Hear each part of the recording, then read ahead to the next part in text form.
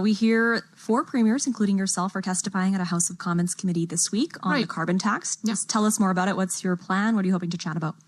Well, look, I mean, when we look at the inflation crisis that we have, the affordability crisis that we have, and the fact that the constant layering on of federal taxes is adding to that, we have asked at a minimum that they just not increase the tax on April the 1st. When you think about a couple of things, number one, most provinces have a fuel tax to help pay for roads. We're no exception. Even the federal government has a fuel tax to help pay for roads. That's 10 cents. On top of that, they will have another 17 cents for a carbon tax. On top of that, they charge GST on all of that, which adds an extra 2 cents on top for additional GST of tax on tax. And people have had enough. People want to be able to see their cost of living go down. We're seeing that in some small measure.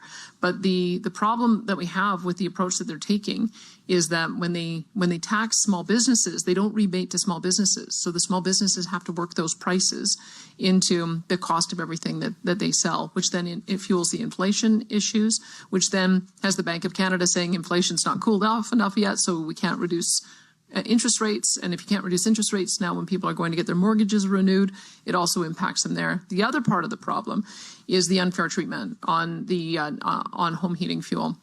Keep in mind, in Alberta, we made the decision, I believe in Lougheed's day, to move away from higher emissions types of fuels to natural gas, which was the clean burning fuel at that time. And so it's part of the reason why us in Alberta and in Saskatchewan are so dependent on natural gas, is we made that early decision. And so instead, the federal government stepped in and they gave a reprieve for 3 years to Atlantic Canadians and have done nothing to help reduce the burden on residents in the rest of the country. And keep in mind how bad this is.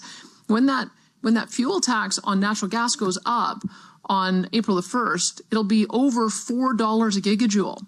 Gas right now is selling at, I believe, $1.72 a gigajoule. So the tax is more than double what people are paying for the base price of fuel.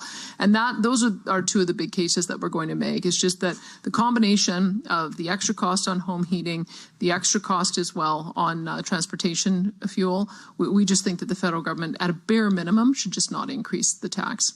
Do you think with 4 premiers testifying, it'll be fruitful?